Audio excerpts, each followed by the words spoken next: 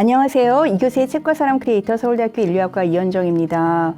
오늘은 오랜만에 차 한잔의 북토크 시간인데요. 제가 최근에요, 아주 묵직하지만 어떤 사람들의 삶의 현장 그리고 노동의 생생한 경험에 대해서 느낄 수 있는 책을 한 권 읽었습니다. 그래서 바로 그 책의 저자분을 모셔왔어요. 바로 쇳돌의 저자이신 이라영 선생님입니다. 안녕하세요. 안녕하세요, 선생님. 네. 작가님 간단하게 먼저 자기소개해 주시죠. 네, 안녕하세요. 저는 비평하는 이라영이라고 합니다. 오늘 만나서 너무 반갑고 불러주셔서 감사합니다. 네. 한번 여러분들 이 책을 보셔요. 이 책이 두께가 이렇습니다. 무려 640쪽이에요. 제가 이것을 며칠 동안 이제 열심히 읽었는데요. 우리가 보통 이런 책을 벽돌책이라고 하잖아요. 그런데 이런 벽돌책을 읽는 사람도 대단하지만요. 사실 더 대단한 사람은 이런 책을 쓰는 분입니다. 그래서 제가 정말 맨 먼저 여쭤보고 싶은 게 그거예요. 어떻게 해서 이런 책을 기획하시게 됐는지, 그리고 이 작업을 하시는데 전체적으로 얼마나 시간이 걸리셨는지 좀 궁금합니다. 사실은 알고는 못했을 것 같아요. 하다 보니까 저도 제가 예상한 것보다 되게 길어졌고 방대해졌어요. 네. 네, 이제 처음부터 너 이러이러한 내용으로 이러이러한 구성으로 이런 책 써라고 하면 정말 막 가슴이 답답해서 못 썼을 것 같은데 처음에는 굉장히 어떤 단순한 어떤 단서에서 시작이 됐어요. 네. 그냥 벌써 한 9년 전쯤인데 9년 전부터 네, 이게 그때는 그냥 어떤 한 단서였어요. 네. 그냥 제가 이제 미국에 체류할 당시 겨울에 그 학교 캠퍼스에 세워져 있는 자동차에 전단지가 이렇게 네, A4 전단지가 꽂혀져 있는데 그 내용이 뭐냐면 추우니까 그 차에 이제 얼음을 제거해주고 $1를 받겠다는 거예요. 네. 그래서 아니 어떤 사람이 차 시동 틀어주고 데워주고 얼음 이렇게 해주고 $1를 받는다고 전단지를 이렇게 돌릴까 너무 궁금한 거예요. 물론 저는 끝까지 누군지 몰라요. 네. 근데 이제 그 전단지 한 장이 저한테 어떤 기억을 소환했냐면 아버지가 그죠. 예, 광산 폐광하고 일자리를 찾다가 이제 나중에 서울에 가서 그 세차를 하거든요. 네. 네. 근데 그게 세차장에 있는 세차가 아니라 그렇죠. 그냥 아파트에. 아파트 주차장에서 돌아다니면서 근데 그 노동이 딱 생각이 났어요. 그래서 그때 막연하게 내가 언젠가는 이 노동에 대해서 써야겠다라고 생각을 했는데 그게 이제 나중에 고모가 돌아가시면서 그 막연했던 생각을 구체화하게 됐죠. 네. 선생님, 그러면 이 작업이 9년 전부터 그 전단지, 사실 이 책 맨 뒤에 보면은 여러분들도 이제 이 책을 어떻게 쓰게 되었는지 그 이야기가 조금 적혀 있기는 한데요. 이 9년 전에 그 전단지부터 시작해서 그러면 9년이 걸린 건가요? 아니에요. 그리고 이제 저는 계속 다른 일을 하고 예, 그냥 살다가 이게 약간 또 기억에서 그냥 이렇게 희미해질 즈음에 네. 고모가 돌아가신 거죠. 그리고 돌아가시니까 우리가 보통 왜 장례식이나 이럴 때 보면 고인에 대해서 이야기를 하잖아요. 예. 그래서 아버지랑 이런저런 뭐 고모 살았던 얘기 하다가 고모가 독신이었기 때문에 저희가 다 서류 정리를 해야 됐거든요. 그래서 서류들을 이렇게 보는데 제 출생지가 양양군 서면 장승리인 거예요. 그래서 나 장승리에서 안 태어났는데 뭔가 마음에 안 들고 이렇게 나 이렇게 왜 서류상으로 잘못되어 있나 이렇게 생각했는데 거기가 바로 이제 사실 양양 광업소 주소거든요. 네. 그래서 이상하더라고요. 그래서 물어보니까 아버지가 그러더라고요. 그냥 옛날에 그냥 그 총각대 사셨던. 총각대 주소인데 내가 이제 주소 이전을 늦게 하는 바람에 제 출생신고가 이제 그 주소로 올라간 거예요. 이제 그렇게 생각을 하다 보니까 광산 사람들을 지금 뭐 하지? 하고 이제 물었더니 다 죽었지? 그래서 그 한마디가 약간 이제 머리를 탁 쳤죠. 사람이 하나 사라지면 지금 우리 고모 80년의 인생이 지금 이렇게 사라지는 게 그때 너무 마음이 이상했는데 고모가 담은 이야기가 너무 많은데 이 이야기 우리밖에 모르는데 사라지는구나. 이제 마찬가지로 그 광산 노동자들도 지금 다 사라지고 있는데 내가 너무 늦었구나라는 생각이 들어서 늦었지만 지금이라도 네. 해서 이제 정말 그때부터 본격적으로 조사에 들어갔죠. 네. 지금 여러분들 중에는 아직 이 책을 안 읽으신 분도 계실 것 같은데요. 지금 작가님께서 말씀해 주신 부분이 이제 제가 조금 이해가 되는 게 이 책의 앞부분에 첫 문장이 고모가 돌아가셨다입니다. 근데 왜 고모가 돌아가신 이야기를 시작을 했을까 싶었는데 지금 작가님께서 말씀해 주신 내용들이 이제 연결이 좀 더 좀 구체적으로 되는 것 같습니다. 그래서 이제 이 작업을 시작하시게 됐고 곳곳을 다니면서 사실은 현장 답사도 하시고 네. 그죠? 네. 그리고 인터뷰도 하시고 네. 또 문학적인 작품들을 분석도 하시고 네. 이런 작업들을 쭉 해오셔서 마침내 이 두꺼운 책이 나왔습니다. 네, 그러면 다음 질문으로 제가 가보도록 할게요. 아마도 독자분들이 그것을 제일 궁금해 하시지 않을까, 이제 읽으시려고 하는 분이 지금 책을 보시면요. 이런 검은 그러한 표지에 쇳돌이라고 네, 엄청나게 무게감 있게 적혀 있습니다. 이거는 뭐 멀리서 봐도 한 30m 앞에서도 볼 수 있을 만큼 큰 글자로 무게감 있게 적혀 있는데요. 이 쇳돌이 무슨 의미인지 사실은 좀 궁금해 하실 것 같아요. 맞아요. 이게 뭐 사전적인 의미만 있는 건지 아니면은 좀 다른 의미도 있는 건지 한번 좀 이 쇳돌에 대해서 좀 말씀해 주시겠어요? 일단 책을 쓰는 동안 쇳돌은 저에게 이제 세 가지 키워드로 자리를 잡게 됐어요. 네네. 하나, 1차적으로는 광물, 사전적 의미죠. 쇳돌이 광물이란 뜻인가요? 네, 그러니까 이게 그 철분을 가지고 있는 돌, 철광석의 우리말이 쇳돌인데 네. 철광석뿐만 아니라 우리 광자가 쇳돌광이거든요, 한자에서. 그러니까 우리 광산할 때 광자가 이제 쇳돌광이기 때문에 네. 그 모든 그 광물을 포함하죠. 포함하는. 네. 그래서 1차적으로는 쇳돌하면 광물, 두 번째로는 민중, 돌이 민중을 상징하잖아요. 네, 네. 민중, 세 번째로는 투쟁. 투쟁. 네, 돌을 던지면서. 돌을 던지면서 하는. 싸우기 때문에. 네. 네, 그래서 쓰면서 저한테 쇳돌은 처음에는 광물에서 시작을 했지만 점점 이야기를 펼쳐 나가면서 민중 그리고 싸우는 민중에서 세 가지 의미가 됐고 저 개인에게는 되게 익숙한 단어예요. 일단 아버지가 이제 거기 광산촌의 사람들을 다 이제 이럴 때 이제 우리 쇳돌들 이렇게 말을 하거든요. 네. 그리고 아버지 모임인가 네. 이름도 쇳돌 아니었나요? 개모임이 그렇죠? 쇳돌. 네. 그러니까 너무 익숙한 말인 거예요. 그냥 그 동네 사람들에게는 그냥 우리 쇳돌들 하고 뭐 쇳돌을 고른다. 여자들이 뭐 쇳돌을 고른다. 막 이런 식으로 말을 하기 때문에 저는 계속 익숙했는데 이게 사람들이 잘 모르더라고요. 그래서 맞아요. 네. 익숙하지 않아요, 네. 저는. 네. 그래서 숫돌의 맞아요. 잘못된 옥이냐 막 이렇게 물어보시는 분들도 계시고 그래서 저는 한편으로 이게 제목이 될 줄 몰랐어요. 제가 가제로 쇳돌이라고 해서 보낼 때 저는 편집자가 이 쇳돌 하면 사람들이 못 알아들으니까 다른 걸로 제목을 바꾸지 않을까 생각했어요. 뭐 이렇게 좀 붙여가지고 뭐 근데 오히려 역발상이죠. 그 편집자가 그래서 더 좋다. 맞아요. 그래서 더 좋은 것 같아요. 그러니까 뭔가 궁금증을 불러일으키고 네. 그리고 강력해요. 아 그렇구나. 네. 그러니까 사실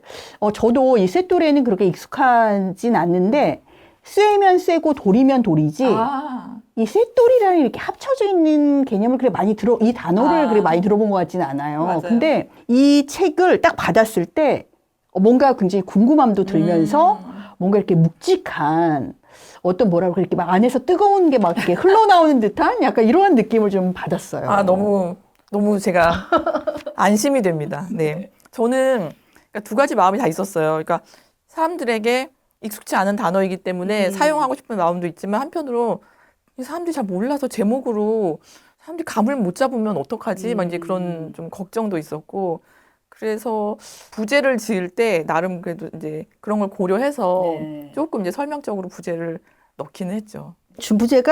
부제도 사실은 다른 책에 비하면 꽤 큰데요. 안 보여요. 이 쇳돌이 너무 커가지고 이 부제라는 게 저희 부제가 사라지는 세계, 사라지는 노동, 사라지는 목소리를 채굴하기라는 부제가 있습니다. 네, 그러면 먼저 제가 한 부분을 이제 읽으면서 책 안으로 조금 더 깊숙이 들어가 보도록 하겠습니다.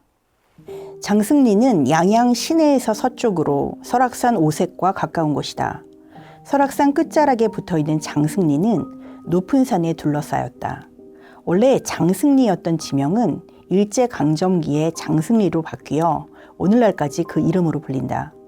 마을 입구에 이정표 역할을 하는 장승이 있어서 장승리였다고 전해지는데 일제강점기에 수호신의 의미인 장승으로 바꾸었다고 한다.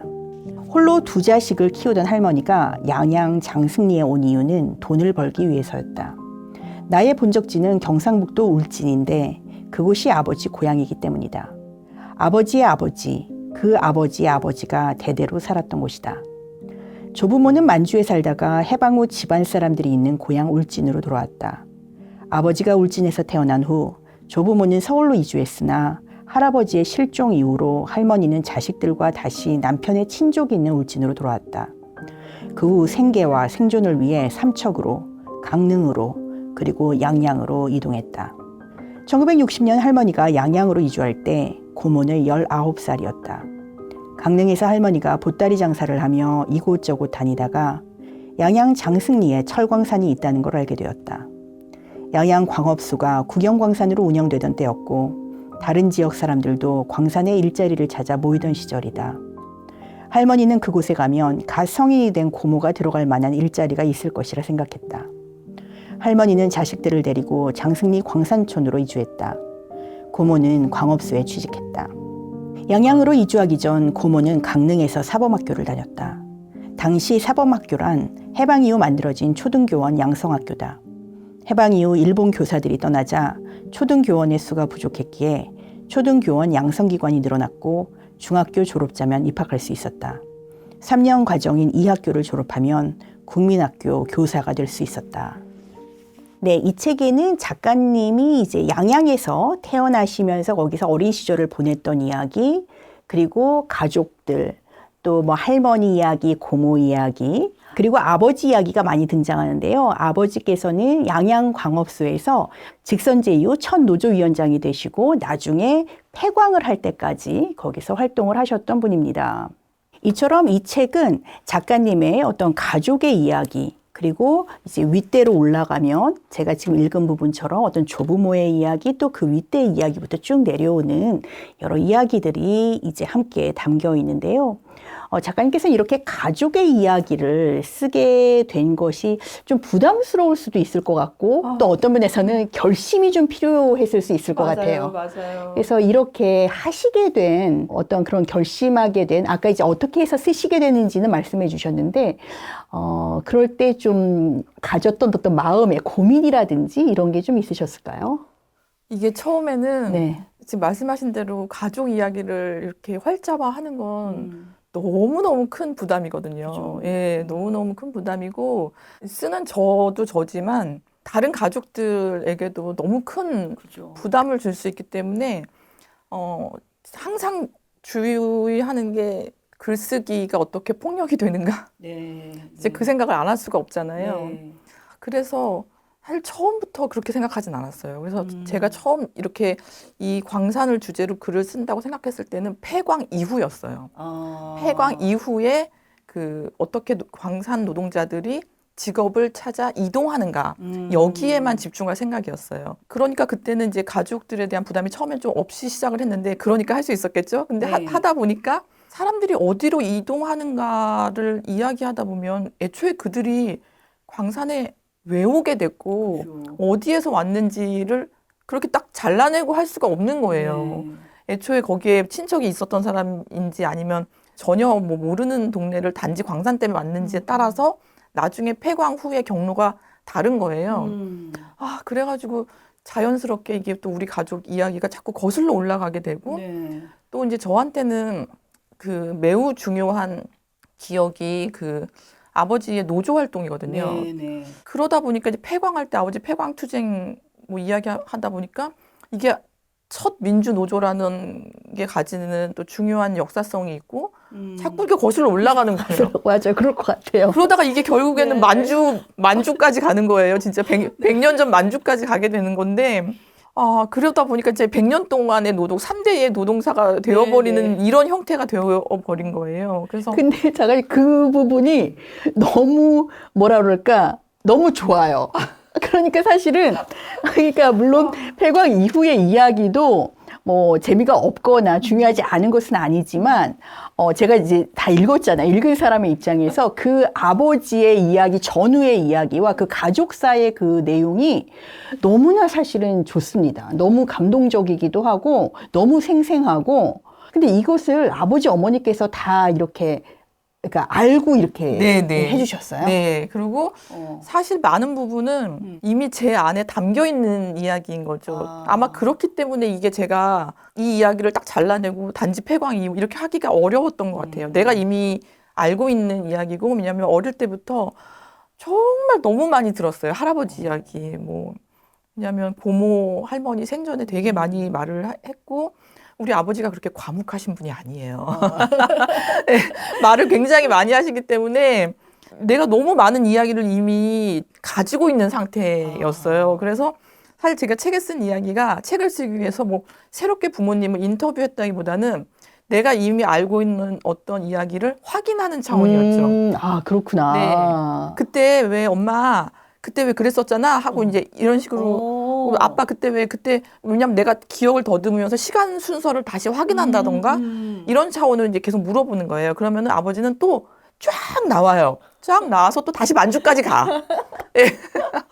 예, 이런 흐름이 이제 반복이 됐고 그러면서 얼마나 이제 또 이야기하는 사람은 나한테 처음엔 편하게 이야기하지만 활자화 된다고 했을 때 그건 다른 차원이잖아요. 그죠. 이걸 누가 사실은 모르는 사람이 읽고 뭐 어떻게 진짜 어떻게 할 수도 있고 그러니까 사실 두렵죠, 좀. 그래서 그 부분에 대한 어떤 기록의 윤리나 이런 부분에 대한 고민이 너무 깊었고 어떤 식으로 배치를 할까. 그러니까 단지 그 이야기를 제가 쭉 받아 적는 차원으로 하는 건 아니잖아요. 그래서 어떤 식으로 이야기를 배치를 하고 그들의 이야기에서 어떻게 우리 사회의 모습을 엮어낼까. 그러니까 말하는 사람도 이게 단지 나 개인의 어떤 문제가 아니라는 좀 안도가 필요했거든요.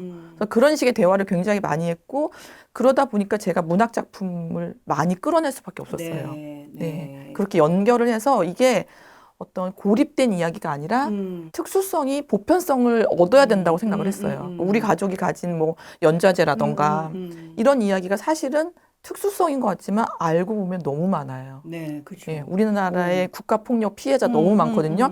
그러니까 이런 특수성이 보편성을 얻을 수 있는 그 경로를 내가 계속 찾아간 거죠. 그래서 제가 그 다음 질문이 바로 그런 질문인데요. 제가 이 책을 읽었을 때 참 놀랍다라고 느꼈었던 점 중에 하나가요. 이 책은 굳이 말하자면 한 가지 장르로 이루어진 책이라고 말하기가 좀 힘들어요. 제가 볼 때 적어도 세 가지 장르가 혼합되어 있는 그런 책이라고 보였는데요. 한편으로는 지금 작가님이 말씀하신 것처럼 자신과 자신의 가족을 중심으로 하는 어떤 우리가 자기문화 기술지라고 하거든요. 그러한 내용들이 있고요. 그리고 두 번째로는 아까 작가님께서 보편성을 획득하기 위해서 같이 작업할 수밖에 없었다라고 말씀하셨듯이 이 책 안에는 뭐 어떤 광업 노동이라든지 광산이라든지 광부라든지 하여튼 이러한 분들과 관련된 뭐 시, 소설, 심지어 그림 뭐 이러한 여러 예술 작품들에 대한 문화 비평이 같이 이루어지고 있습니다.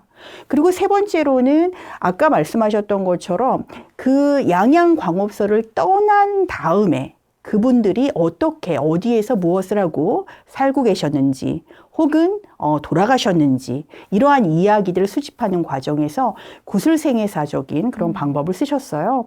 그래서 이렇게 크게 보면은 적어도 세 가지의 그러한 다른 장르가 혼합되어 있는 그런 작품이라고 보이는데요. 선생님께서는 이러한 작업을 어떻게 처음부터 기획을 하셨던 건가요? 아니에요. 진짜 이것도 처음부터 기획을 한 건 아닌데 그러니까 처음에 정말 이렇게까지 무거운 마음으로 시작을 안 했던 게 오히려 어떻게 보면 그래서 할 수 있었나 싶어요. 예, 그래서 처음에는 제가 사람들의 삶을 추적하고 싶다. 폐광후 사람들 삶을 추적하고 싶다고 했지만 막상 직접 만나는 건 그분들에게 너무 부담이 될까 봐 쉽지 않았어요. 왜냐면 내가 한 30년 전에 막 중학교 때 봤던 분들을 다시 이렇게 중년이 돼가지고 그분들은 막 70대, 80대가 됐고 다시 찾아가서 갑자기 생뚱맞게 몇십 년 만에 나타나서 뭐 이야기를 들려주세요. 이럴 수가 없잖아요. 그리고 또 그 기억이 좋은지 나쁜지도 맞아요. 우리가 알 수가 맞아요. 없는데 함부로 내가 막 파고들 수도 그쵸. 없고 그래서 그렇게까지는 정말 생각을 못했어요. 못하고 그래서 처음에 이제 아버지 중심으로 풀어갔는데 이게 이제 좀 시간이 좀 흐르다 보니까 내가 더 궁금한 게 생기는 거예요. 그 사람이 왜 조금 모를 때보다 좀 알고 나면은 내가 뭘 모르는지가 또 보이잖아요. 그렇죠. 예, 그래서 처음보다 내가 이제 원고를 쓰면 쓸수록 내 눈에 자꾸 빈 곳이 보여요. 맞히지를 못하는 거예요. 그래서 이 빈 곳을 채워야 되고 그러다 보니까 이제 아버지한테 처음에 이제 여기 나오는 이인수 소장님을 만나고 싶다라고 했지만 막 그렇게 막 강요할 수가 없잖아요. 근데 아버지가 어느 날 이제 시간이 좀 흐르니까 불쑥 전화를 해서 우리 딸이 볼 일 있대 이러니까 그냥 이런 식으로 뭐 얘기도 안 하고 우리 딸이 거기 간다는데 그냥 이렇게 불쑥 전화를 한 거예요. 그래서 이제 제가 그런 식으로 찾아가서 영월역 앞에서 만났을 때의 그 느낌은 그거는 정말 그 30 몇 년 만에 그분을 만났는데 그분이 내가 질문을 하고 말고 할 필요가 없었어요. 그냥 저를 보자마자 이야기가 막 쏟아지고 그러면서 저도 점점 용기 내서 예, 사람들에게 다가갈 수가 있었고 이런 살아있는 이야기만으로도 내가 채울 수 있지만 그런 이야기만으로도 채워지지 않는 게 저한테 계속 있는 거예요. 예를 들면 특히 여자들의 노동. 특히 여자들의 노동 같은 경우는 진짜 문학 작품을 파야 됐어요. 그러면 좀 뭐가 나오더라고요. 왜냐하면 구술에서도 달라요, 방식이. 남성 노동자와 여성 노동자의 방식이 다르고 대부분의 여성 노동자들이 익명을 원하고 네, 그리고 말은 하지만 그거 하지 마요, 쓰지 마요. 그래서 어떻게 저분들의 말과 비슷한 사례를 가급적 찾아서 문학에서 찾아서 그 문학을 가져오는 방법을 써야 됐고 그래야 내가 그분들도 지켜주면서 세상에 이런 일이 있었다는 것도 알릴 수 있고 그러다 보니까 지금 말씀하신 대로 3가지 방식이 다 동원이 된 거예요. 문화비평가, 구술생애사와 자문학 기술지가 모두 동원이 됐고 그게 형식적으로 너무 큰 고민이었어요. 저에게는 책이 나온 후에 지금 이런 질문이 얼마나 안심이 되고 고마운지 몰라요. 그러니까 내가 말을 하지 않았는데도 그 3가지 형식이 모두 들어가 있다는 걸 지금 딱 발견을 하시니까 저는 그게 너무 놀랐고 한편으로는 제가 가장 두려워했던 게 그 점이었거든요. 그러셨구나. 망할까봐 그 형식이. 아니 안 망했어요. 그래서 저는 그러니까 그 형식이 잘 되면 그 나름의 어떤 독자적인 형식으로 할 수도 있다고 이제 막 나는 우겨야지 막 이렇게 생각을 했지만 망하면 이게 뭐야? 보통은 이 3가지를 다 못하죠. 못하니까 이제 그 중에 한두 가지만 쓰는데, 선생님께서는 이제 그런 인터뷰 능력도 있으시고, 또 그 자문학 기술지도 하실 수 있고, 또 거기다 원래 문화비평도 하셨으니까 이게 가능한 거죠. 예를 들어서 뭐 저 같은 사람은 이거 엄두를 못 내고 이렇게 혼합을 하고 싶어도 이제 못 하거든요. 그러니까.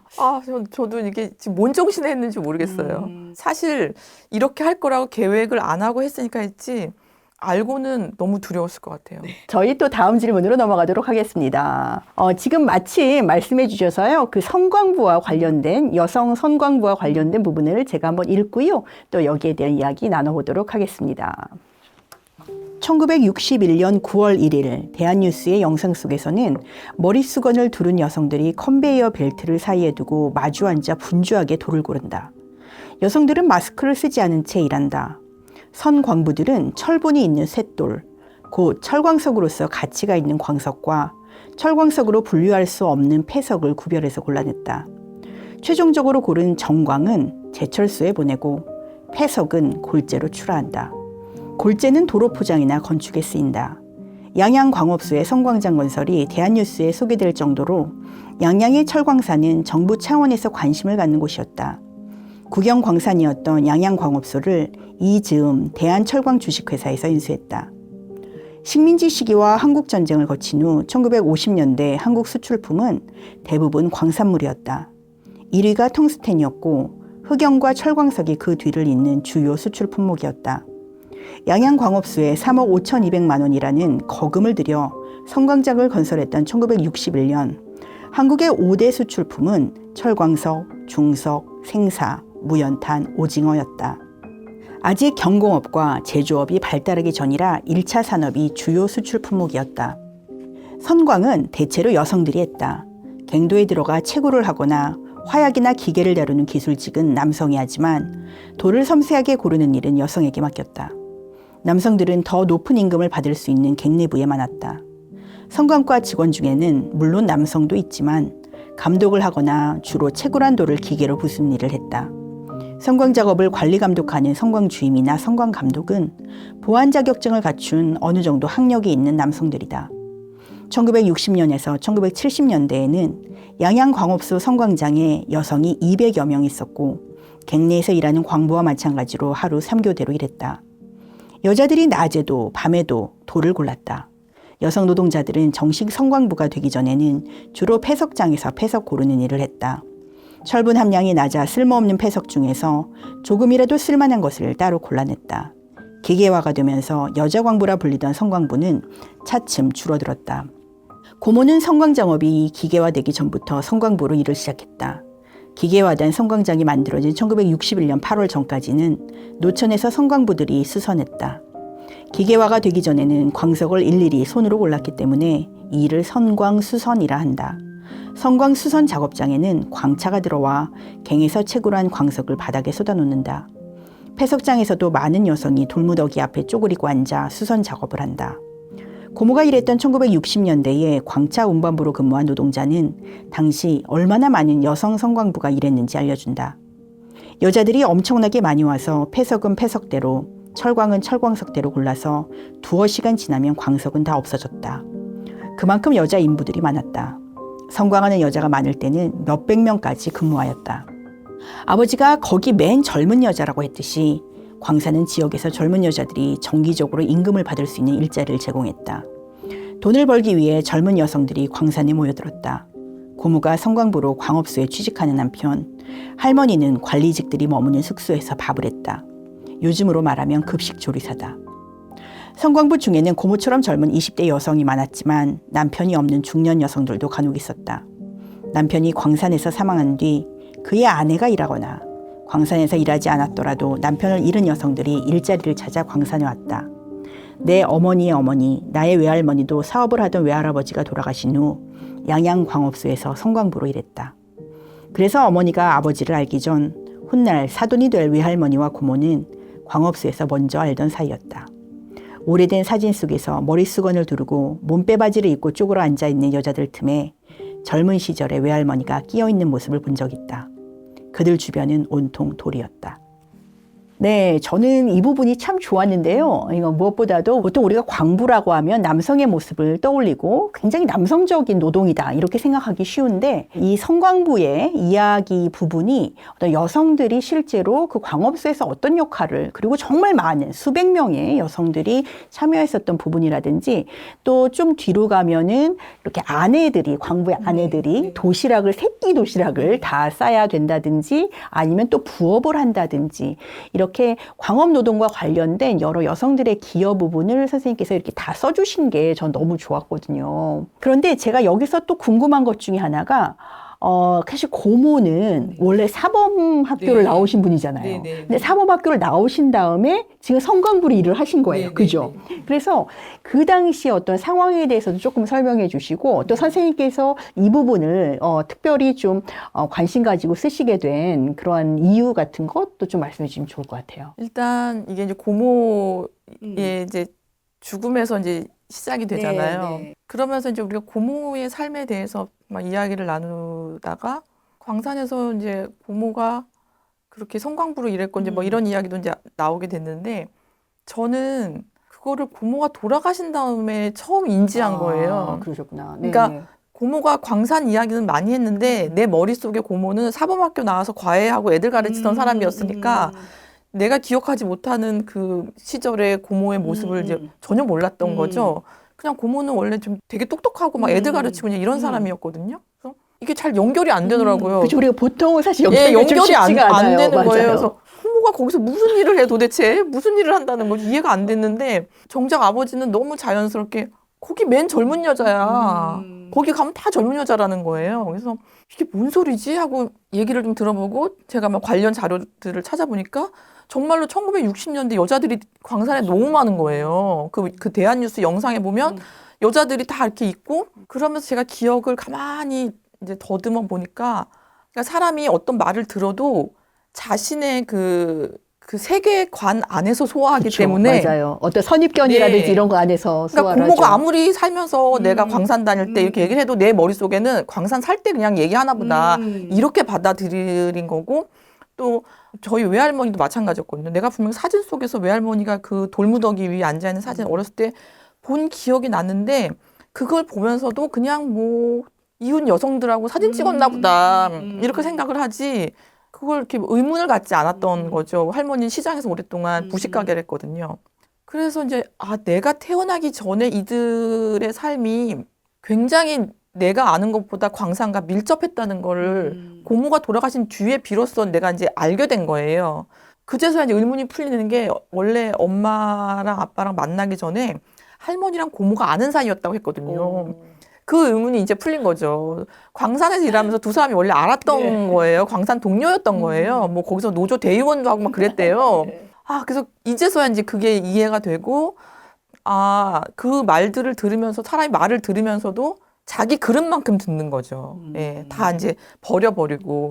그러니까 1960년대에는 그러니까 여성들도 사범학교를 나오지만 오히려 여기 와서 일하는 것이 더 빨리 그 돈을 쉽게 벌 수 있고 많이 벌 수 있는 곳이었고 보면은 공무원보다 여기가 돈을 많이 벌어요. 남자들도 여기에 와서 일하고 이러한 그런 시절이었던 사회 거죠. 분위기였고 워낙에 이제 할아버지가 없이 크다 보니까 너무 가난했잖아요. 너무 가난하니까 빨리 돈 벌 수 있는 그런 수단이 필요했고 고모는 고등학교도 너무 어렵게 다닌 거예요. 그러니까 고모가 41년생인데 당시 41년생 여성이 그만큼 배우기도 사실 쉽지가 않잖아요. 그러니까 할머니가 어려운 상황에서 겨우겨우 했지만 고모는 고등학교 다니면서도 과외를 해야 됐고 입주과외.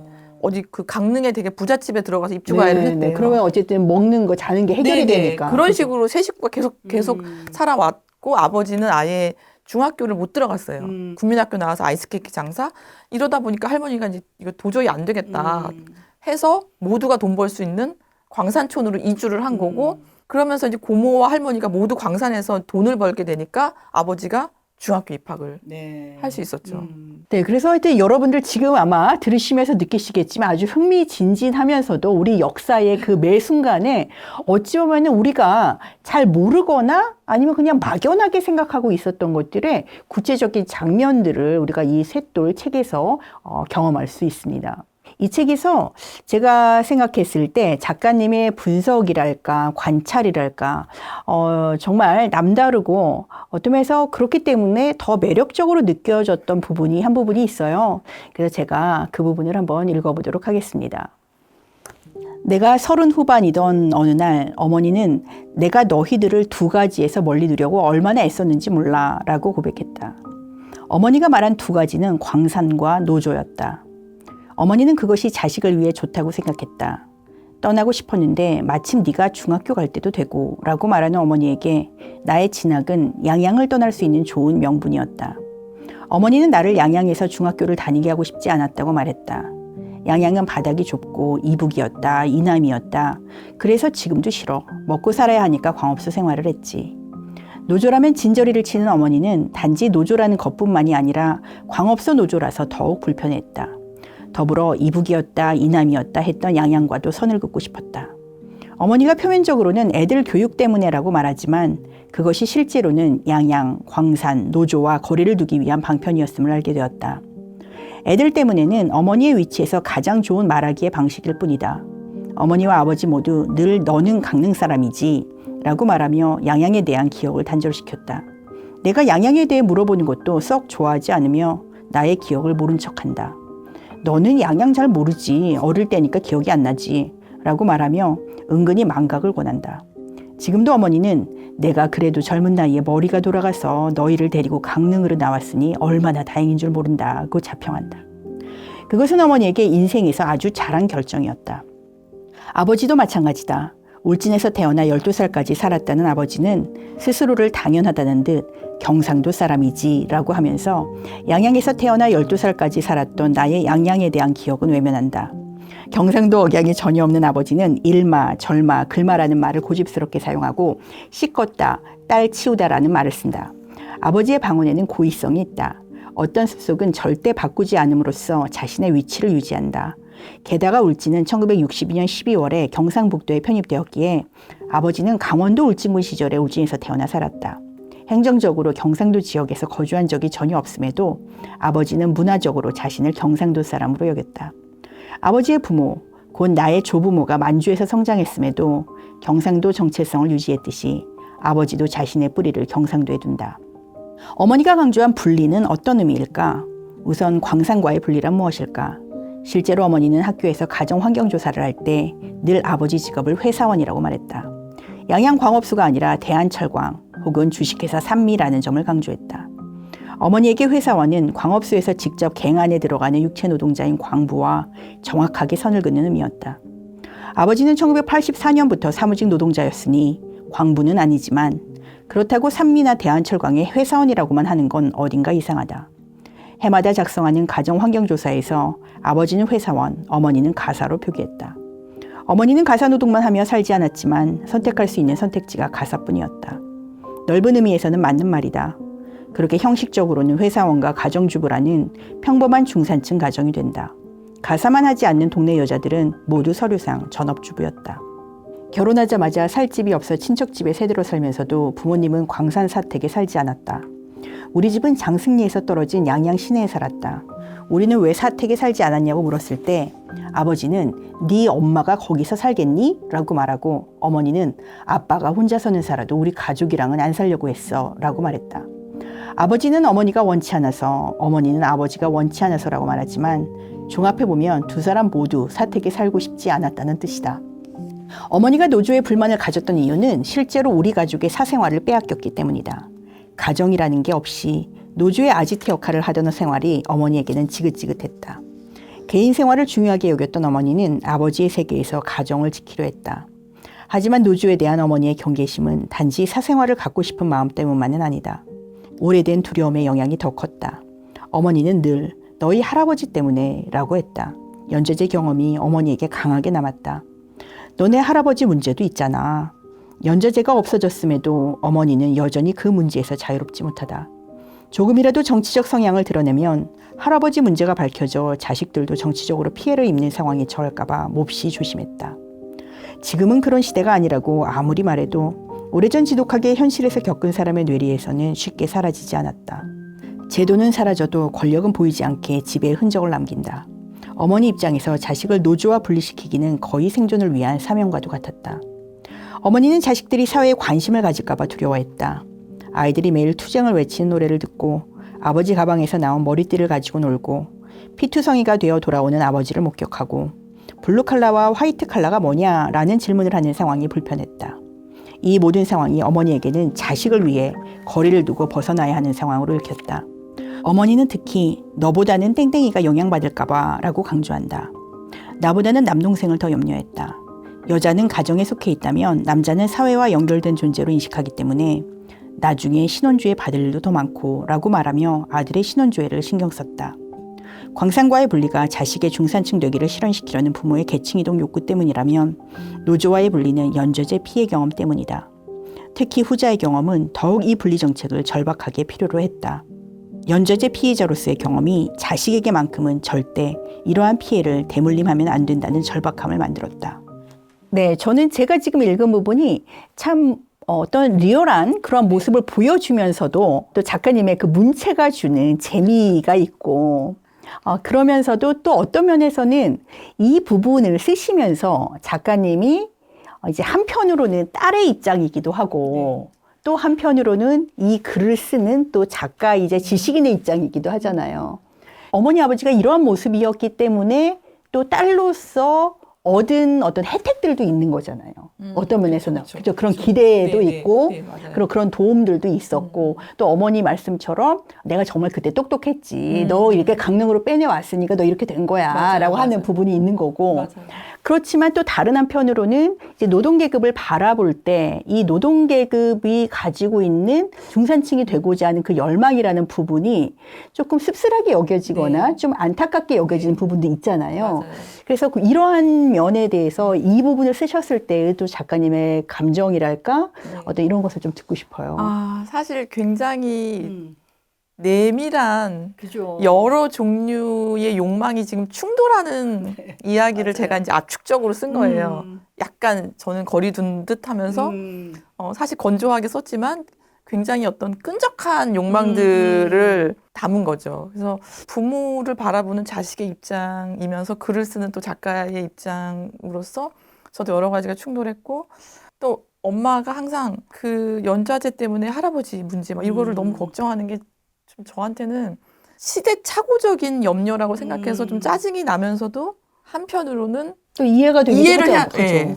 그 시대를 그렇게 혹독하게 겪어온 사람이 가지는 축적된 감정이 있고 그러니까 그 두 가지를 내가 다 생각을 해야 되는 거예요. 만약에 내 부모가 아니라 그냥 내가 어떤 구술 때문에 만난 사람이라면 내가 조금 더 객관적으로 그거를 바라볼 수 있을 텐데 내 부모니까 엄마의 저런 감정이 좀 나한테 되게 거슬리고 이제 그런 게 막 충돌을 하거든요. 그래서 그런 것에서 좀 거리를 두려고 노력해야 됐고 또 하나는 그 와중에 또 깨알같이 이제 엄마가 아들의 신혼조회를 더 걱정하는 이제 그 감정의 구조도 저는 또 뺄 수가 없는 거예요. 네. 또 은근히 거슬리거든요.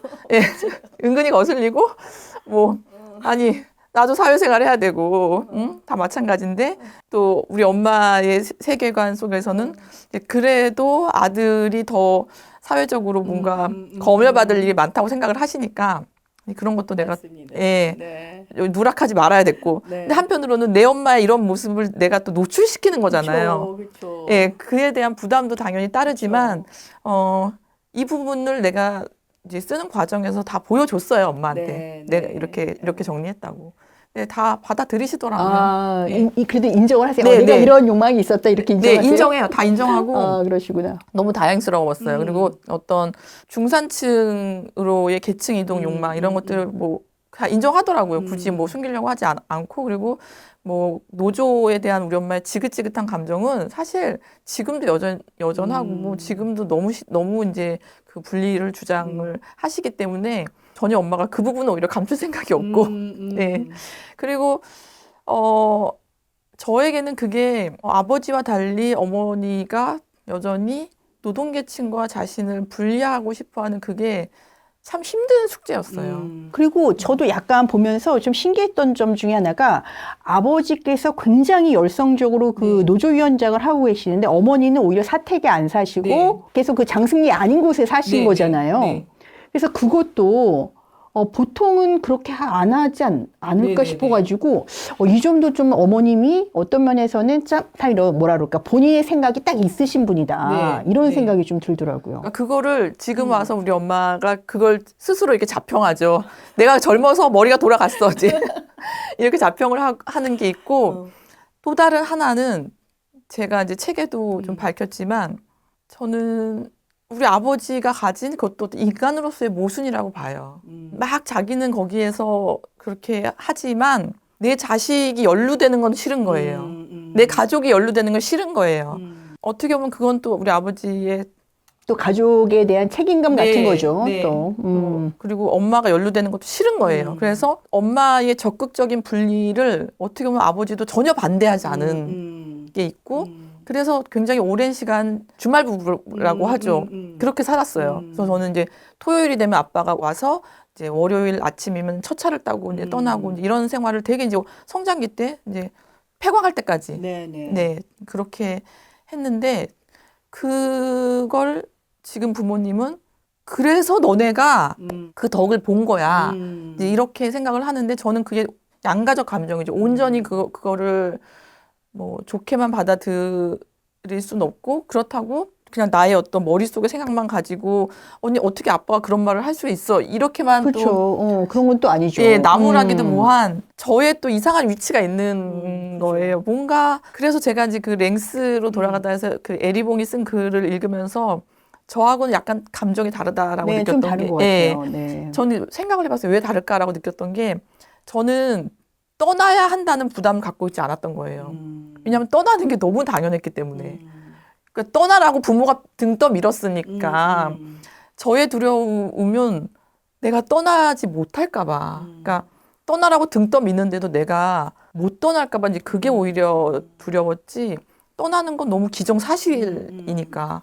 아, 그래서 이게 내가 그 랭스로 되돌아가다를 읽으면서 나랑 좀 감정의 결이 다르다라고 느꼈어요. 그러네요. 그렇죠. 디디에 리본 같은 경우는 오히려 그냥 그렇게 사는 게 너무 당연하다고 생각하는 곳에서 이거를 계속 거부하면서 네네네. 자기가 막 떠났어야 네. 됐었던 거니까 좀 다르죠. 네, 저는 네. 부모가 적극적으로 분리시키려고 애를 썼고 모르게 하려고 애를 썼고 근데 저는 또 그 모르게 하려고 애쓰는 상황에서 너무나 알려고 하는 애였고 여기서도 엄마가 처음에 내가 너희를 분리시키려고 얼마나 애를 썼는데 이 말이 나온 상황이 제가 이제 자꾸만 커서도 1인 시위 한다고 쫓아다니고 뭐 자꾸 집회에 가고 뭐 애가 쓰는 글 보니 너무나 정치적이고 그러니까 이제 엄마는 이제 그게 너무 인생의 의문인 거예요. 내가 그렇게 분리를 시켰는데 너 왜 그러니 이제 이런 상황에서 이제 그 말이 튀어나왔죠. 근데 지금 작가님과 이런 이야기를 하다가 보니까 제가 추가적으로 여쭤보고 싶은 게 그 책에서 잠깐 나온 게 이제 그 디디에 에리봉이 노동계급을 보는 그 관점에 대해서 약간 비판적으로 좀 말씀을 하셨어요. 그러면서 디디에 에리봉은 이미 이제 지식인이 되어서 오히려 그 노동계급을 바라보는 그 관점이 뭐랄까 너무나 지식인의 관점으로 바라보고 있고 과연 그 노동계급에 있는 그 가족을 비롯해서 이러한 사람들이 디디에 리봉의 그 책을 랭스로 되돌아가다를 볼 때 무슨 감정을 느낄지 이런 점이 조금 궁금하다. 네. 뭐 이러한 이제 이야기를 쓰셨는데 특히 이제 그 이야기도 그렇고 또 나중에 다른 곳에서 이런 말씀을 하세요. 어떤 지식인이 된 사람이 오히려 해외에 있는 그런 지식인들과는 더 뭐랄까 소통도 하고 그들하고 더 친밀감을 느끼면서 오히려 자국에 있는 노동계급의 언어도 이해를 못하고 노동계급에 대해서는 잘 알지 못한다. 뭐 이런 이야기를 하시면서 그래서 이 지식인과 노동계급에 대한 선생님의 어떤 생각이랄까 네. 이런 것들이 좀 궁금합니다. 이게 참 어려운 문제인데 저도 그 에리봉 책을 읽으면 되게 공감했고 너무 잘 읽었고 정말 좋은 책이죠. 근데 이상하게 제 안에서 계속 이렇게 그 소화되지 않는 것들이 있었어요. 그게 뭘까 저도 계속 생각을 해봤는데 책이 문제가 아니라 책 바깥이 문제더라고요. 그게 저한테 계속 이렇게 거슬렸던 거예요. 그러니까 책이 문제는 없는데 책을 읽는 독자들이 모두가 지식인이라는 게 그게 뭔가 나에게 묘한 위화감을 줬구나. 어떤 그럼 노동계급이 약간 소비된다는 느낌이 드셨던 건가요? 소비까지는 아닌데, 그러니까 책은 그렇게 하지 않죠. 근데 이게 어떻게 보면 한계이고 운명일 수밖에 없나? 라는 생각이 들었어요. 어떻게 하면 노동계층에 대한 책을 노동계층도 읽을 수 있을까? 이게 숙제였던 거예요. 그러니까 노동계층에 대한 책을 썼는데 노동계층에서 지식인이 된 사람의 감정을 다루는 책을 썼는데 결국 그 책을 소비한 사람들이 지식인이라는 게 그 자체로는 좋지만 한편으로 한계로 느껴져서 어떻게 이 한계를 좀 바꿀 수 있을까라는 고민을 되게 많이 했고 제가 더 직접 찾아가고 싶었던 것 같아요. 네, 가서 직접 현장에 가서 그 사람들의 목소리를 듣고 그 목소리에도 모순이 많지만 그 모순된 목소리라도 좀 진짜 모아야 된다는 생각을 했고 그분들은 어떤 책을 읽는지 사실 제가 그래서 그 사람들이 무슨 책을 읽고 어떤 문화를 소비하는지도 좀 많이 은근히 담았거든요. 네. 그러려고 했던 이유가 그들을 연구 대상으로 삼는 게 아니라 그들이 알고 있는 게 뭔지를 좀 이렇게 주체적으로 아는 자. 좀 그렇게 다루고 싶었어요. 그래서 그들이 아는데 우리는 모르는 게 있잖아요. 지금 말씀하시니까 이 책에 나온 제가 지금 성함은 지금 잠깐 잊어버렸는데 중학교도 이제 제대로 못 졸업하셨는데 책 엄청나게 많이 읽으시고 김기영 선생님. 네, 맞아요. 그분 진짜 놀랍던데요. 네네네. 그리고 계속 읽어요, 지금. 그분 이래영 작가님 만나고 나서도 바로 그 말을 부수는 말도 네. 그거 바로 사서 보시고 막 이러셨잖아요. 저도 놀랐어요. 그래서 저도 깜짝 보면서 우와 대단하시다. 네. 그랬는데 그분 같은 경우도 보니까 또 우리가 한편으로 또 잘못 생각하고 있는 편견 중에 하나가 뭔가 학력이 높지 않거나 뭔가 이제 노동 계급이거나 이러면은 뭔가 책을 멀리 할 것 같고 네. 뭐 책을 잘 안 읽을 것 같고 이렇게 생각을 할 수 있는데 저는 그분 이야기가 아주 흥미롭고 네, 맞아요. 감동적이었어요. 그래서 그분은 특히 뭐라고 기록도 되게 열심히 맞아요. 하시고 근데 본인은 자기는 글을 못 쓴다고 해요. 근데 제가 들어보니까 이런 것 같아요. 그분들에게 글이라는 게 너무 높은 거예요. 그래서 저는 그런 편견도 우리가 계속 깨야겠다 생각을 했던 게 기록이 글로 연결될 수 있다고 생각을 못 하시는 거죠. 그냥 일기예요. 메모예요. 이렇게 얘기를 하는데 저는 그 일기와 메모가 결국에 모여서 글이 될 수 그쵸. 있다고 생각을 하는데 그런 경험을 못 하신 거죠. 노동자가 쓴 뭐 메모나 일기 같은 거를 누가 그렇게 읽겠냐. 네, 그런 경험이 없다 보니까 그래서 저는 그들을 단지 어떤 문화 소비자만이 아니라 그들이 생산하는 문화가 어떻게 묻히고 있는지 예, 그런 걸 좀 너무 알리고 싶었어요. 네, 이 책의 3부에서는 이제 광산 노동자의 몸에 대해서 다루고 있습니다. 몸에 대한 이야기 중에 가장 가슴 아픈 일은 아무래도 광산에서의 산재 사망 사고일 텐데요. 제가 한 부분을 먼저 읽어보도록 하겠습니다. 군대에 가기 전 가 20을 막 넘겼을 때 아버지는 이미 갱내 낙반 사고로 인한 끔찍한 죽음을 목격했다. 제대 후 다시 광산으로 돌아오고 싶지 않았을 마음이 이해가 되었다. 거긴 계속 죽지. 떠나고 싶었던 곳을 떠나지 못하고 다시 들어왔을 때 아버지는 갱내가 아니라 갱 밖에서만 일했다. 다른 이야기를 할 때와 다르게 사망사고에 대해서 아버지는 별로 말하고 싶어 하지 않았다. 머리가 다 깨져서 몸이 다 깔려서 나왔다는 말만 했다. 사고 목격자들은 모두 훼손된 몸을 목격한 충격을 전한다. 살점이 다 떨어져서 창고에다가 쌓아놨는데 유족은 그걸 보여달라고 했지만 그걸 어떻게 보여줘. 전부 다 산산조각이 나고 말았는데. 사고 현장을 목격한 양양광업소 다른 노동자의 말이나 아버지의 말은 호러 미스터리 장르에 속하는 소설에서의 묘사와 다를 바 없었다. 완전히 얼굴이 지디겨지고 온몸에 뼈가 으스러지고 사람의 모습을 유지하지 못한 암석에 깔려 인간의 원형을 잃은 시체와 흡사하다. 일터가 곧 호러이다. 그렇다면 사체 수습은 누가 할까? 갱도 안에 들어가 무너진 돌무더기 사이에서 길을 찾아 다시 공간을 만들고 사체의 위치를 추적해 사체를 갱도 바깥으로 끌어내기까지 모든 과정은 노동자들이 직접 했다. 광물을 캐던 광산 노동자들은 동료를 캔다. 노동자들은 이 일을 맨정신으로 할 수 없어 술을 마시고 들어가기도 했다. 음주 후 갱에 들어가는 것은 금지이지만 회사에서 이때만큼은 눈 감아줬다. 한 노동자는 가장 어려웠던 일은 죽은 사람 끌어묻는 일이었다고 고백한다. 사고를 함께 겪은 동료만이 아니라 사고를 수습한 동료들의 트라우마는 방치되었다. 광산 노동자들의 음주 습관은 이러한 노동 환경과 무관하지 않다. 노동자들은 죽음을 목격하고 죽음에 상처 입고 죽음에 맞서고 이 죽음에서 벗어나려 했다. 2022년 봉화 아연 광산 매몰사고에서도 광산 노동자들이 생존자를 구조하기 위해 주야로 막힌 갱도를 뚫으며 구조 작업에 참여했다. 소방대원과 군인도 참여했으나 갱도를 아는 광산 노동자가 함께해야만 했다. 사망사고가 났을 때 회사에서는 충분한 보상을 하지 않았다. 물론 사람이 죽은 데 대한 충분한 보상이란 애초에 존재하지 않는다. 그러나 회사에서는 최선을 다해 보상을 덜 해주려고 했었다. 높은 사람은 저 사람들이 어떤 사람이며 배경이 있는 사람이 어떤 위치에 있는 사람인지 그걸 알아보고 좀 높은 사람이면 보상을 좀 더 주고 아무것도 아닌 사람은 그냥 적당히 보상해주고 말았으며 회사에서 선임한 변호사가 있어서 상대방과 말싸움하다가 안 되면 조금 더 주더라도 그렇게 했어요. 사고를 대하는 회사의 태도는 보상금만이 아니라 분노한 동료 노동자들을 대하는 방식에서도 나타난다. 노조에서 일하면서 아버지는 죽음에 대한 회사의 태도를 더 가까이에서 볼 수 있었다. 양양광업소 노조 사무실 뒤에 시체실이 있었다. 장례식장이나 화장터가 아니고서는 시체실이 있는 직장이 또 있을까? 시체실 앞에는 쌀 주는 데가 있었으니 그곳은 산자와 죽은 자가 교차하는 장소다. 사고가 나서 사람이 죽으면 노조는 시체실, 병원, 현장, 장례식을 오가지만 회사 측에서는 조문을 가지 않았다.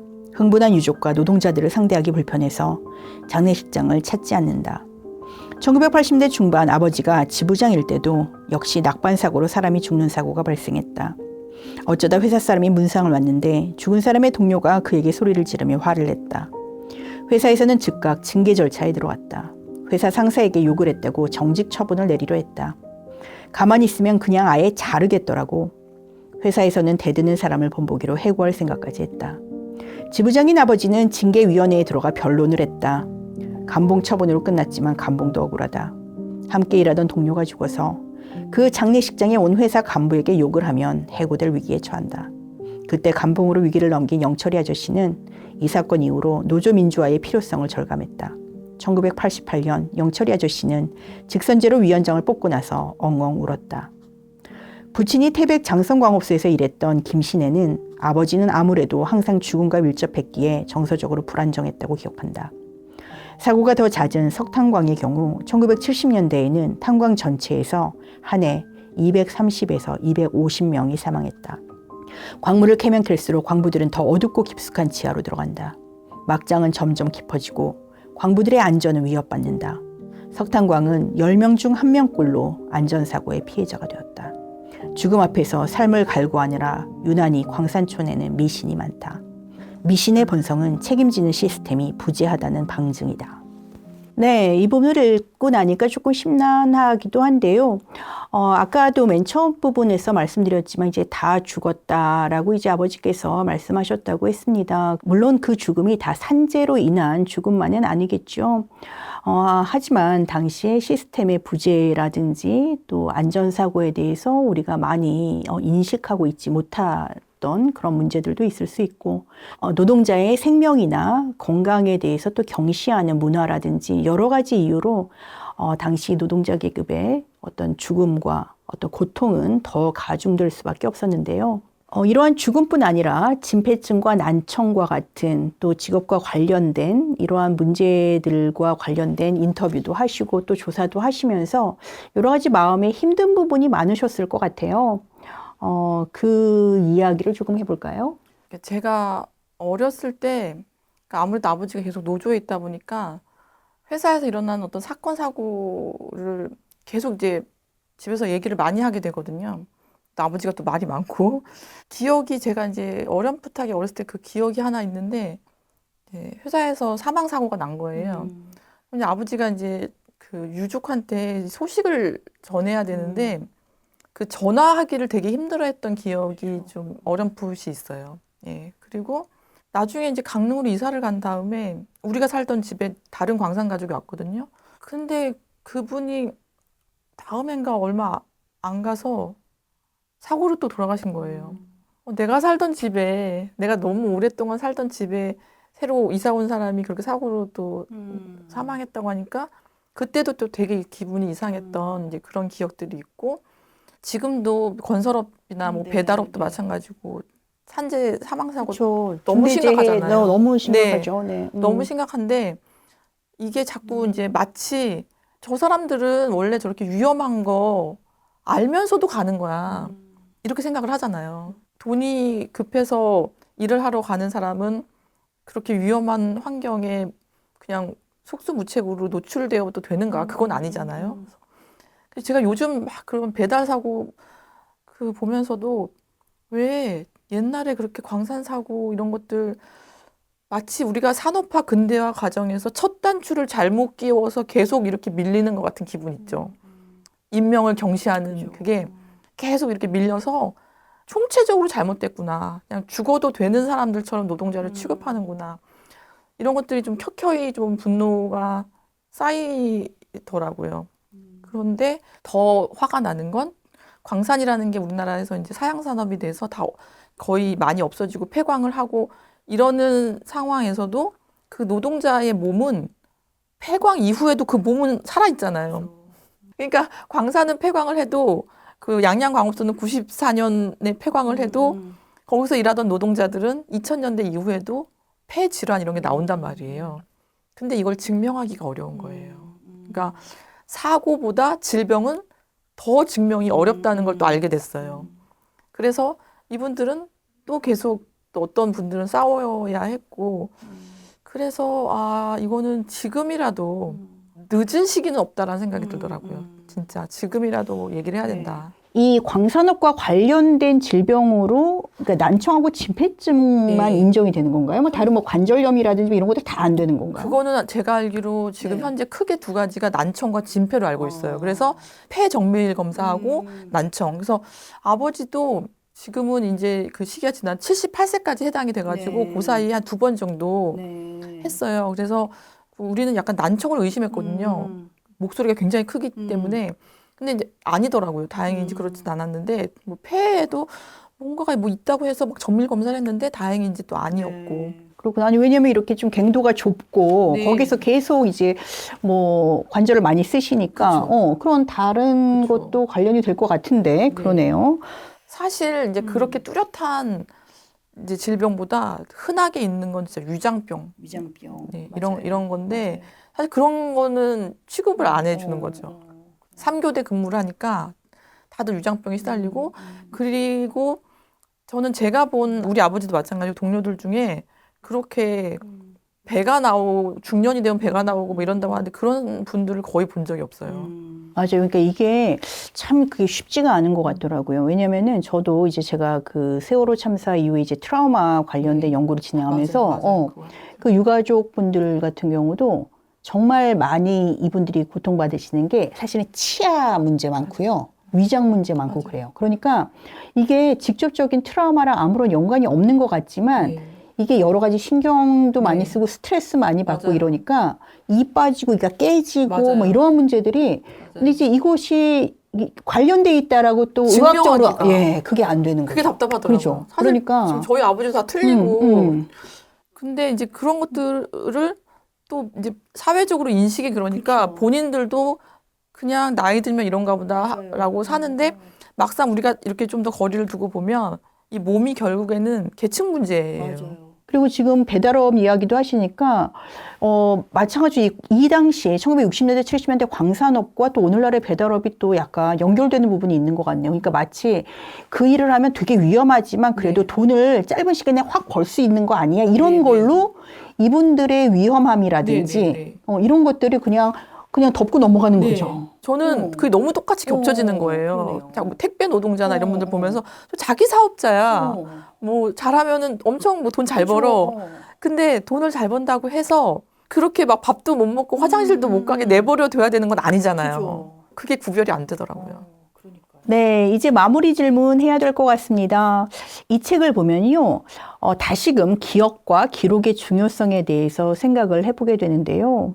특히 저도 사실 몰랐는데 이 책을 보고 알게 된 것 중에 하나가 지금 현재에도 국내에 300여 개의 광산이 있다는 거였어요. 그러니까 저도 이제 몇 개는 본 적이 있는데 그렇게 많은 광산이 여전히 있는지도 사실 몰랐고 우리가 오늘날 뭐 AI라든지 뭐 반도체라든지 이러한 종류의 것에는 관심을 기울이지만 어떤 면에서 또 이 광산업과 같은 그것은 옛날 어떤 허물어져가는 쓰러져가는 이런 거 아니야? 또 관심이 너무 없지 않았나 이런 생각도 새삼 들었습니다. 작가님은 그런 말씀하셨어요. 어떤 들리지 않은 목소리 그리고 근데 그것을 우리가 좀 들을 수 있게 그렇게 좀 번역해 주시는 그런 역할을 이 책에서 하시지 않았나 싶은 생각이 들고요. 이 책은 그런 면에서 우리가 듣지 못하는 목소리를 듣게끔 이렇게 좀 알려주신 그러한 책이라고 볼 수도 있을 것 같은데요.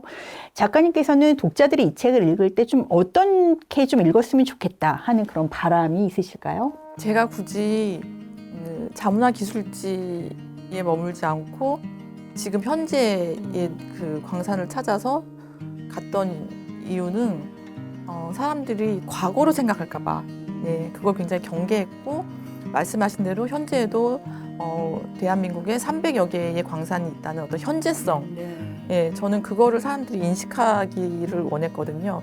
그게 중요한 게 단지 광업만이 아니라 우리가 그런 식으로 눈에 보이지 않는 곳곳에 노동이 있거든요. 학교 급식실에도 있어요. 우리 아이들이 다니는 학교 급식실의 급식 노동자들, 그 뭐 도로 위의 배달 노동자들 모두 오늘날의 막장이라고 생각을 하는데 저는 막장이라는 게 이 무책임한 사회에서는 언제든지 발명될 수 있다고 생각을 해요. 그래서 더 이상 우리가 막장을 방치하지 않고 어떻게 그 노동자들을 망각해 온 역사가 오늘날에 계속 이렇게 그 문제를 만들어 가는지 그런 생각을 했으면 좋겠다. 네, 작가님께서 어떻게 읽었으면 좋겠다라는 작은 바람을 말씀해 주셨는데요. 여러분들께서 책을 읽으시면서 한 번쯤 작가님의 생각을 참조하셔도 좋을 것 같습니다. 네, 오늘 저희가 이 멋진 책이죠. 정말 까맣고 책도 너무 예쁘게 나왔습니다. 이 쇳돌이라는 책을 가지고 우리 이라영 작가님과 함께 긴 시간 이야기 나눠봤습니다. 여러분들 꼭 기회 되시면 이 책 한번 읽어보시기를 바라겠고요. 저희는 이것으로 인사드리도록 하겠습니다. 감사합니다. 감사합니다.